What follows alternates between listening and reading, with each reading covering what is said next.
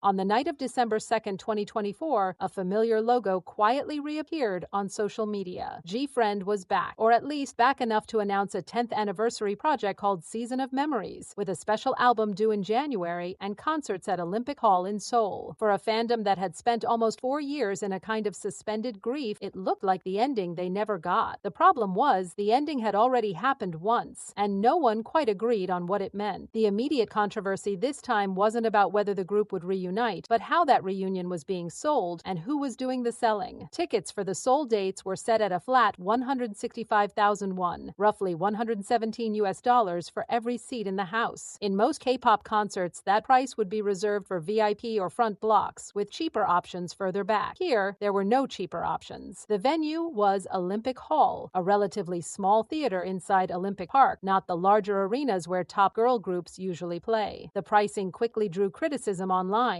with Korean fans on the coup and international communities calling it unreasonable and accusing HYBE and Source Music of using a nostalgia event as a cash grab, especially given the group's painful history with the company just a few years earlier. What made the backlash sharper was the timing. This was the first major GFRIEND project since the sudden termination of their exclusive contracts in May 2021, an event that many fans had experienced as a kind of forced disbandment. At the time, Source Music released a brief Weverse notice stating that the exclusive contract with GFRIEND would conclude on May 22nd and that both sides had agreed to follow separate paths to continued growth. The statement carefully avoided the word disbandment, but the effect was the same. Group activities stopped, members left the company, and the 6 women were forced to scatter into solo careers and a new unit, Viviz. Korean media noted that while the label didn't use the term disbandment, it clearly described the group walking separate paths, and the members themselves bid farewell on Weverse, with leader Sowon writing that GFRIEND has officially neared an end. But this doesn't mean the end of us. For fans, the abruptness was the wound. Reports and fan documentation later showed that members had been practicing for a comeback that spring, and that internal discussion about contract renewal appeared to happen with almost no warning to the public. Industry commentary compiled by Korean wiki and community sites described the termination as running away at night, a decision made so late and communicated so suddenly that even staff and affiliated platforms seemed unprepared. There were still fan memberships to refund, postponed fan sign events to resolve, and a mobile game, Superstar GFRIEND, that continued updating as if nothing had changed until the news broke. The sense was not that the group had gently wound down, but that the plug had been pulled without a proper goodbye. In the years between 2021 and 2024, that anger calcified into a lasting distrust of HYBE and Source Music. Online communities documented what they saw as a pattern: the quick pivot to a new girl group, La Seraphim, the apparent repurposing of GFRIEND-style concepts and visual motifs in later HYBE projects, and the lack of transparency about why a top girl group from a small company was allowed to vanish so abruptly after being acquired by a major label. When, in late 2024, HYBE announced a 10th anniversary reunion, some fans were grateful, others were cynical. The same company that had, in their eyes, mishandled the end now wanted to monetize the memory. That tension became the core of the current controversy. On one hand, the Season of Memories project looked like a genuine fulfillment of a promise the members had made to themselves and their fans. In a written interview with the Korea Times, the group said they had always talked about reuniting for their 10th anniversary and had confidence they would gather again someday. They framed the album and concerts as a gift to Buddy, enabled by the members' trust in each other and their determination to mark a decade together. The 3 Seoul concerts were expanded to 3 days and sold out quickly, with reports describing long online queues and fans flying in from across Asia. Later coverage emphasized the emotional weight of the shows, with audiences in tears during new songs like Always and classic hits like Rough and Navalera. On the other hand, the business side of the reunion reawakened old grievances. The flat ticket pricing, the relatively small venue, and the timing of the announcement just before the holidays led some fans to question whether HYBE saw the anniversary as an apology or an opportunity. Korean and English language fan posts noted that other HYBE girl groups had received more elaborate staging and larger venues for comeback, while GFRIEND's return was packaged as a special project rather than a full comeback, with no clear promise of future group activities beyond the Asia tour. Some felt the company was testing how much a famously loyal fandom would pay for a closure they had been denied in 2021. Into that stepped the members themselves. In January 2025, while promoting Season of Memories, series, GFRIEND appeared on the KBS music program The Seasons with Lee Young-ji. There, they directly addressed the narrative that had haunted them for 4 years. According to a Money Control report summarizing their comments, the group explained that their separation from Source Music was due to contract expiration, not disbandment. Many articles use the word disbandment. So many people think we disbanded, but we didn't disband, they said. It was a contract expiration. Host Lee Young-ji underlined the point on air, telling the audience, "Everyone, it's not disbandment." That phrasing mattered because it reframed the entire controversy. The issue was no longer just about a group breaking up, it was about how that story was told. In K-pop, the word disbandment carries a heavy finality. It suggests the group chose to end or was ended by forces beyond anyone's control. Contract expiration, by contrast, is a structural fact. Agreements end, and artists must decide whether to renew under conditions that may or may not favor them. The members' clarification was an attempt to reclaim agency over their own history, to say that what looked like a tragic ending was, at least in part, a legal and business negotiation that didn't go the way fans expected. But the clarification also raised new questions. If this wasn't a disbandment, why did it feel like one? Why were there no final concerts, no proper farewell tour, no last music video? Why did the members' own statements at the time talk about an end and paying back fans with individual activities? And why, if the group always intended to reunite, did they wait until the 10th anniversary to do it? The members' interviews suggest a combination of practical constraints and personal determination. They had to navigate new labels, solo careers, and the logistics of reassembling 6 different schedules around one shared project. The Korea Times piece emphasizes that the members had faith in each other and that the reunion was possible because all 6 were determined to make it happen. Yet the underlying reasons for the original contract termination, the financial, creative, and interpersonal dynamics between Source Music and HYBE, remain largely undisclosed. From the industry side, the GFRIEND case sits in an uncomfortable gray zone. Korean commentary has noted that their contract termination was unusually sudden compared to other girl groups that wrap their 7-year cycles. Unlike groups that released farewell albums, held final fan meetings, or gradually wound down promotions, GFRIEND's end came in the middle of what looked like an active rollout, with staff still scheduling content and fans still renewing memberships. The subsequent arrival of new HYBE girl groups and the use of GFRIEND's choreography and imagery in internal comparisons and legal disputes only deepened the sense among some fans that the company was moving on from GFRIEND while still capitalizing on their legacy. For the fandom, Buddy, the 2024-2025 reunion has been an emotional loop of relief, resentment, and exhaustion. Online, fans have debated whether Season of Memories should be treated as a true comeback or a one-off anniversary event, whether the flat pricing was justified by the venue size and production costs, and whether supporting the project meant endorsing HYBE's handling of the group. Some have pointed out that the members themselves seemed to treat the concerts as a chance to properly say goodbye, joking about their stamina and the physical toll of performing old hits, and explicitly thanking fans for waiting. Others have noted that, even now, there is no clear statement about whether GFRIEND will continue as an active group beyond this tour, or whether this is simply a beautiful, temporary coda. As of early 2026, the current situation can be described like this. GFRIEND is back together, but not necessarily back in the way a typical K-pop group returns from hiatus. They have released a special album, held a successful 3-day concert in Seoul, and embarked on an Asia tour, all framed as a 10th anniversary celebration, not a permanent reunion. The members continue to pursue individual careers, and in the case of Yoonha, Sin-B, and Eumji, group activities as Vives under a different company. Their public comments suggest they see the separation as a contract expiration that they have now, on their own terms, softened into a reunion, while the industry and many fans still read the original event as a disbandment by another name.